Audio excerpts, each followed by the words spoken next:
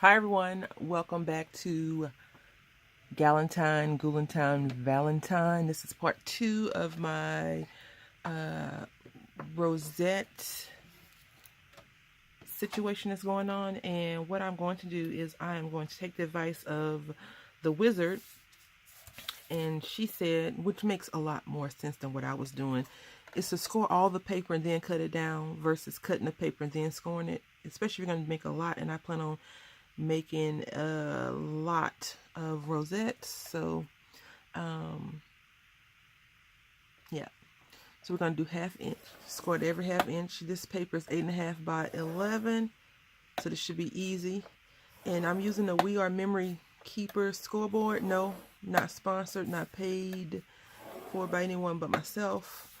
But I just wanted to make mention of which board I'm using because I like this board a lot more because you don't have to do as much math. It has all the little score marks already on there for you, unless you need something in between one of the score marks, and you can just scoot your paper over and there you have the half or whatever. Ugh, I made a mistake right there. If you make a mistake, all you need to do is turn it over. This is what I do. Turn it over and just rub the score line out.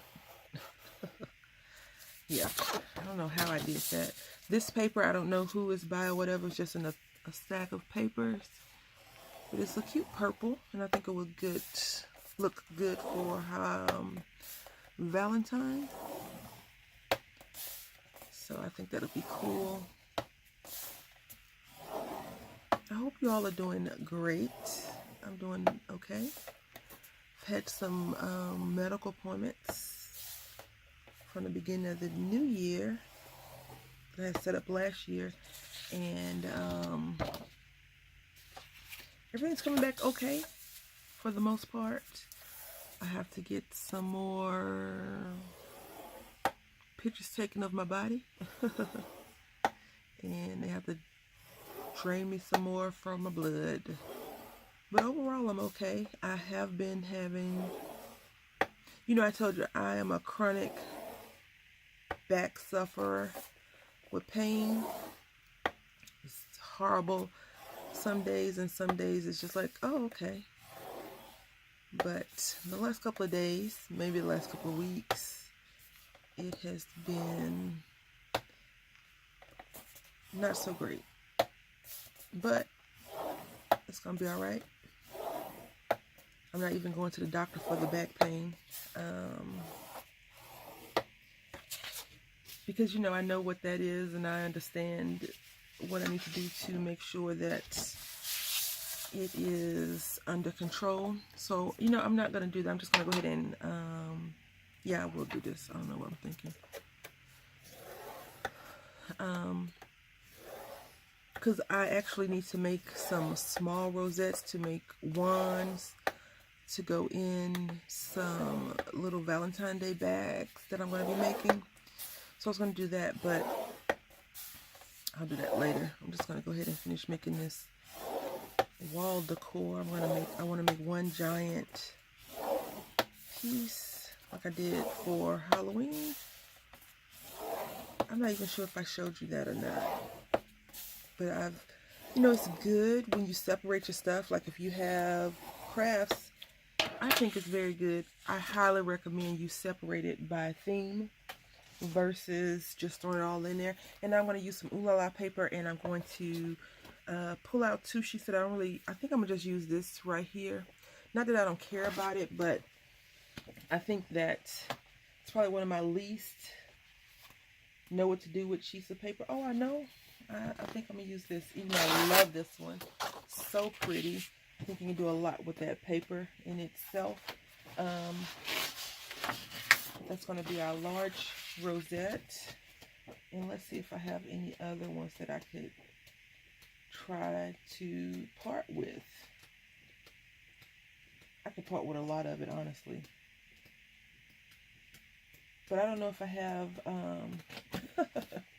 any more of that. And I need this for a series that I'm going to be doing as well. So I'm going to go ahead and score this as well. But you've seen me score a lot of times. You don't need to see that anymore. And I'll come back when I get ready, once I cut it down. Alright, so I'm going to go ahead and punch holes in some paper. This paper is very light textured and it has some type of texture on it, but it's very light. Very like, I wouldn't say flimsy, because it's not as flimsy as computer paper, but it's a little bit heavier than that. So I'm just going to take the different sizes I have. I don't know how many circles I need, so I'm just going to, I know I'm going to need some big ones for this. And I like purple enough to use it in the project, but I'm going to use it in the back and the fronts and then go from there.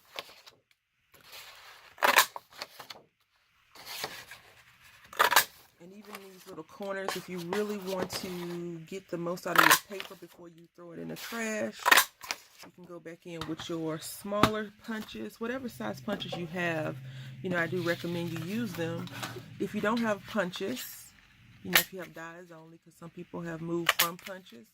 But punches are just easier to use when you don't feel like pulling out your die cutting machine and running through. But what I do is whenever I'm die cutting, I'll just go ahead and pull out a lot of paper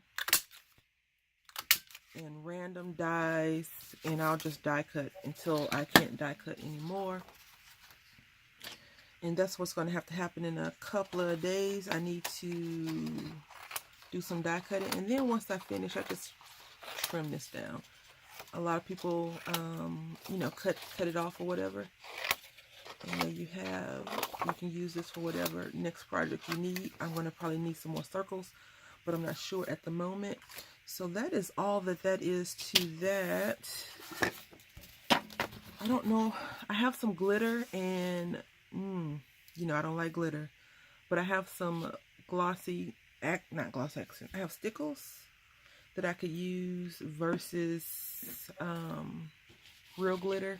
But I do have some glitter that I probably could use that I don't really want to use. And so when I finish, what I've been doing, as you all probably can tell, because my desk is not as chaotic as it was in the past, I go back through and whatever I've used, I try to just clean up as I go and put back up. A lot of cooks recommend you do that, and I know I'm not cooking, but I do try to do that as well now.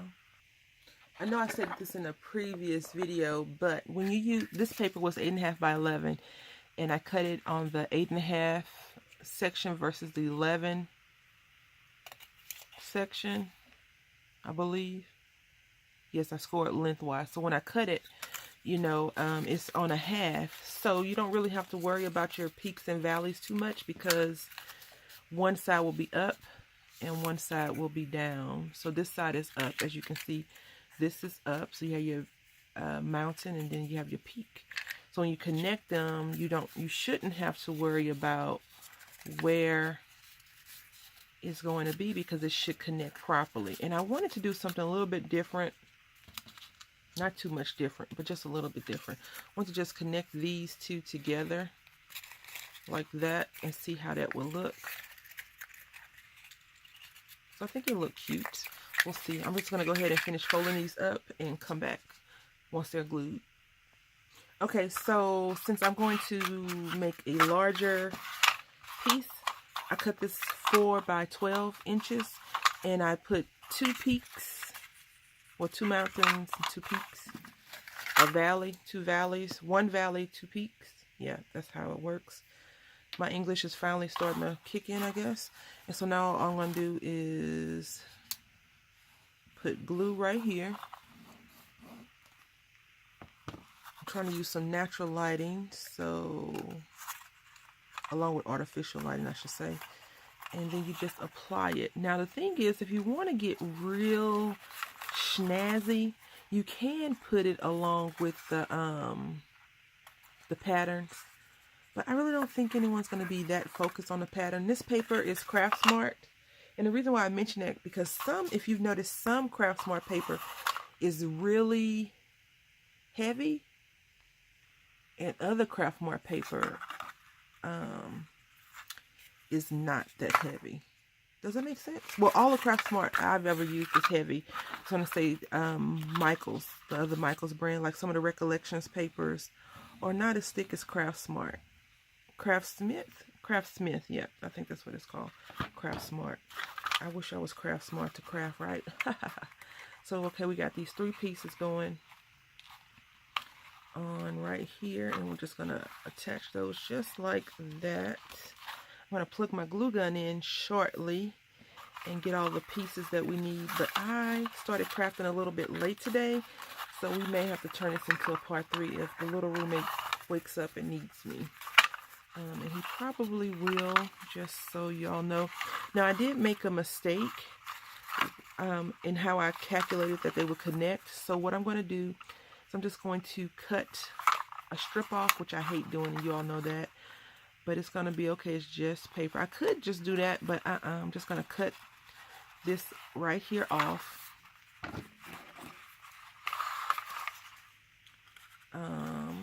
Just like that. And cut. You know, every time, I'm not sure if you notice this, but every time I get, well, whenever I'm crafting first thing in the morning, I always have like withdrawal syndrome of something. So I have the shakes, and I just think that that's just a part of my makeup. I've always had the shakes for as long as I can remember. So like at work or whatever, they're like, Brandy, what's wrong? I'm like, nothing. It's like, why are you shaking so much? I'm like, I don't know, that's normal. And then I have a friend who has early stages of Parkinson. So let's see. When I was 20 something, let's say if I was 25, he was maybe 28, 29. So he's only a few years older than me. But, you know, he had early stages of Parkinson's. And I'm not familiar with Parkinson's, but I know that, you know, not as familiar as some of you may be. You may have family members that have it. We have Alzheimer's in my family. My grandfather had it, but I really just thought that he was just shell-shocked from being in the war. And so I thought that's why he was a little bit on the oddball side. Forgetful, but my oldest uncle has it as well. And he's an oddball too. So I'll probably, you know, I've just said all of the men on my mother's side of the family are oddball. My other uncle, he's unique. Let's just say he's unique. He's different. But we all have our own oddness about us, which is so great and confusing. My big roommate, you know, he drives trucks, as I told you, and he used to work for another company when the baby was first born. And he said that my uncle got mad at him that he locked the door. And I was just like, what? He was like, yeah, we left out, and he got mad that I locked the door. He cussed me out. I was like, yeah, that sounds about right. He was like, what? I was like, yeah, that's just normal. Like, he's never cussed me out, because I probably would be very mad at him for a long, long time. So he's never cussed me out. But I haven't did anything to make him curse me out. And for what I'm hearing is that he's on a cussing out rampage lately. Like, he's cussing everybody out.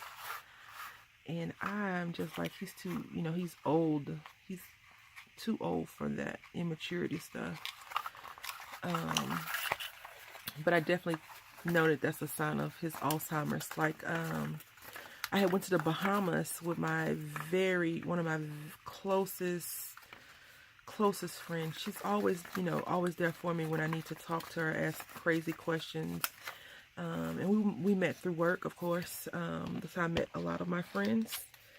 But I'm just squeezing this down because I feel like this needs to be squeezed tightly. I had caught, so I'm cheap, as you all know, frugal, cheap, whatever you want to call it. And so I had caught the $8 bus to Texas, to Houston from San Antonio. You know, some buses, they have those services where they're really inexpensive to drive you.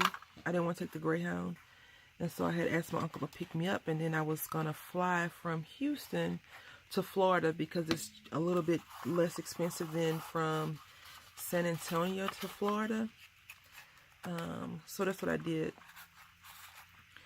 And I had told him, I was like, okay, we're going to the airport. Because he picked me up from the bus stop, right? But I was like, okay, we're going to go to the airport. Like, I think I stayed at my aunt's house that night. I don't remember how it went down. It was so long ago. It was like in 2013 that this happened. So I can't remember what I did yesterday, let alone from 2013. Anyway, I told him, I said, you're going to take me to the airport now, okay? And so he was like, yeah. And I was like, you know, we're going to go to, I think it was Hobby. I think they changed the name of Hobby Airport, but I know it as Hobby. Or JFK. Was it JFK? Because we have two. Well, they have two in Houston. It's two in Houston. I can't say we. I don't own it. But he was like, okay. And my uncle drives like have you ever heard Bat Out of Hell? He is the bat, okay? And he is the hell. Like, he had an accident last year, and his car was total. Thank God he made it. And he hasn't been driving since. He doesn't need to be behind the wheel, honestly. He drives so bad. And my grandfather was a speed demon too, and I have a lead foot as well. But I'm very much more cautious since I have a family. You know, I'm always like, you know, if I die, I've lived some, but my baby hasn't lived at all yet, you know. So I have to be more cautious, and they drive crazy here in San Antonio. So I'm just applying this glue on here like that. And I thought this would be cute to do like a little rainbow. Well, not a rainbow, but two-tone. Two-tone, yeah, two-tone is the word I'm looking for.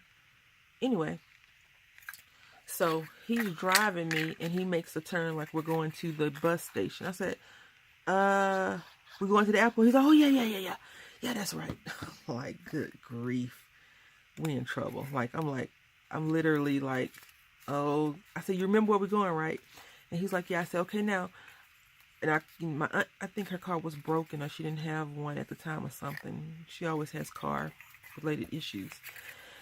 And I was like, okay, remember, I'm going to come back on this day, this time, at the airport, okay?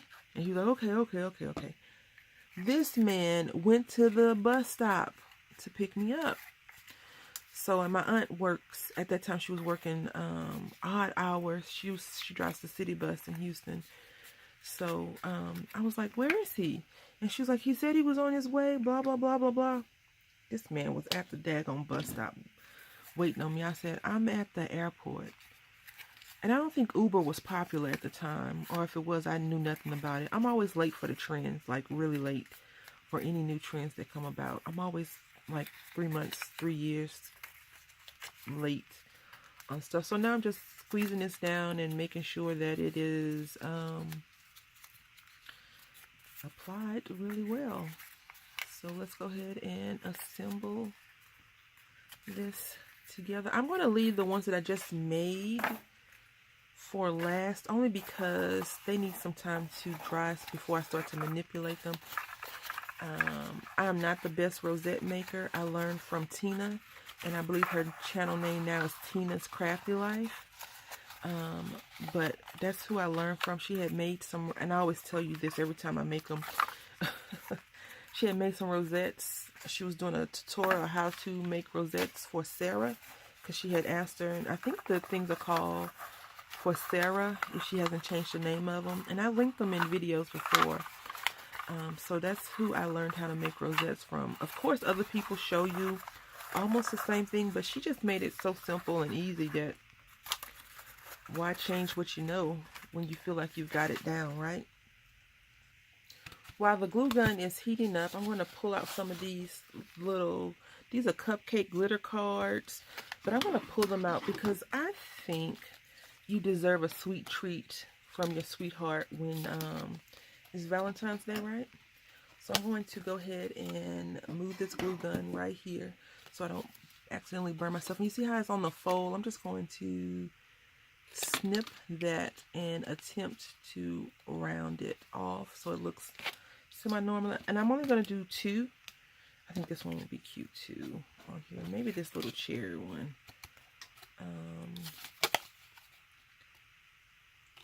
Do you make shaped cards? That is coming up too. I have bought some templates before with all these fancy little things on there. I'm going to use those. You know, I'm still practicing that use what you have stuff. You know, when people say they're on a spending freeze or declutter journey, I never tell the person they can't do it. You know, I'm always like, go, good for you, go for it. When you finish, maybe you can come over to my house and show me some of your tips and tricks. But I think that sometimes when people are on those journeys, they want you to be on the same journey that they're on. No one is ever in the same plane that you are on. So for people to say, oh yeah, I'm doing this and it's so good, and I always just, you know, encourage them. Like, if you want to do that, go for it. I'm never going to say, no, you can't do it. But I don't want people to be like, I feel like people want you to join them. The only thing I ever really want to join if someone's doing something is something about positivity, like, you know, saying positive stuff about people, positive affirmations. I don't want to join the journey that you're taking. That's your journey. You know, it's not my journey. So I have, you know, I have friends, and all of my friends are on different paths of different stuff that they're doing. And I'm just like, great, good, you know, good for you. Congratulations. And I think sometimes their response to me is kind of like, oh, you don't want to do it? They don't say it, but that's how I feel. And I'm like, I hope you don't think I want to do this, because I don't. Like when I went natural for my hair, that is, my best friend, who I've known for a long time, was like, you're not going to make it. I don't think you're going to make it. You shouldn't go natural. And I'm like, you're doing it, you know. I was like, oh, okay. Like my, you know, older people, for whatever reason, tend to not be so supportive either. But, you know, I usually wear my hair twisted, or I do a twist out. And my aunt was like, I like it like that better than this way. Because I used to wear it big, like, whew, big. Because I liked it. I liked how it looked. The glue gun is hot. Hot enough. And this is Old Faithful, the one that burns me all the time. I'm ready for that commitment again, I suppose, of being burned. Crazy. So what I'm going to do is I'm just going to put that on there. But I think that whatever your passion is, if you tell someone your passion, you know, you should know that it's your passion, not everyone's passion. And you should expect for them to jump on that bandwagon as quickly as they may want to, or you may want them to, because they're not. You know, like even when you do, for example, a holistic type of situation, say if you're doing a journey of, you know, fasting from whatever, your family may not be ready for that. Like I know my family is never ready for smoothies, except for the little roommate, because they taste delicious. But the big one was like, I don't want any smoothies. I'm not going to do that. I'm like, well, this is what we're going to do for breakfast. And he's like, well, I'm going to go to McDonald's and get some hot cakes or whatever. I'm just like, okay. You know, no one ever is ready for that journey that you're ready for. I think churches, like if you're a religious, even your pastor tells you, okay, you know, we're going to be fasting on this time, so get your mind ready. He doesn't just say, okay, guess what today, church? Just guess what, congregation? We're going to be fasting for the next 3 months. And you know it's usually coming for fasting anyway, because it's kind of cyclical. Easter, around Easter time, something, you know, you're going to do something definitely around Easter time. So this is how they're going to look. And I don't know if you really want to see me do all of them. Right? I don't know. I'll come back. I think. I like it already. Like, I like it already. I'm starting to love what I do a lot more than before. Before I was kind of like, I don't know if I'm doing this right. Like I was confused. I was like, I don't know if this is what I really should be doing.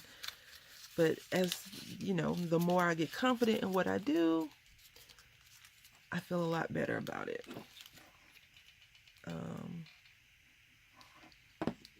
Not everything comes out the way that I think it should, and I just have to go back to the drawing board and figure out what I did wrong, or just look at it. And sometimes it's just patience. You know, you can't rush all of your projects the way you really want them to be. Like for Christmas, I crocheted a hat for my daughter, and I told her, I said, I'll have this ready in like an hour or whatever. But you know, I wake up with the roosters, as everyone tells me. And when she woke up, she had it. She was like, oh, thank you so much. I was like, yep, that's what I do. Putting smiles on people's faces. Like, I've made my big roommate a few hats, and he doesn't wear them, so I don't make them for him anymore. He likes to keep them and put them up in his little room, because I usually make them all themed for his favorite team, which is the Bengals. That is hot, very hot, so keep that in mind. I have mine on high temp versus low temp because I like to walk on the wild side. So just keep that in mind. If you feel like burning your fingers, put it on high. But if you are cautious and careful like I should be, because I need my fingers, put it on low. Or don't use so much glue at one time.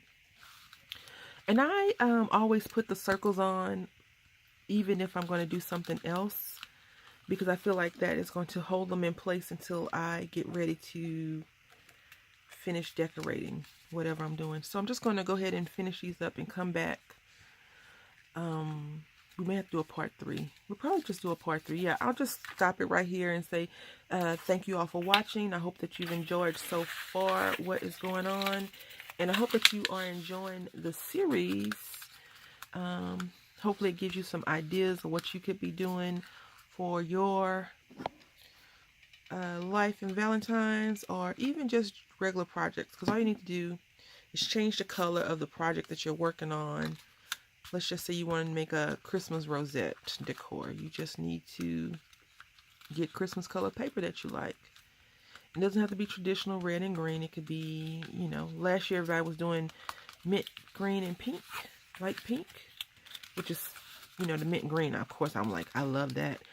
But, you know, you can do whatever you want. And also, I want to tell you, I think you know that I've been dropping glue, wet glue in here as well to,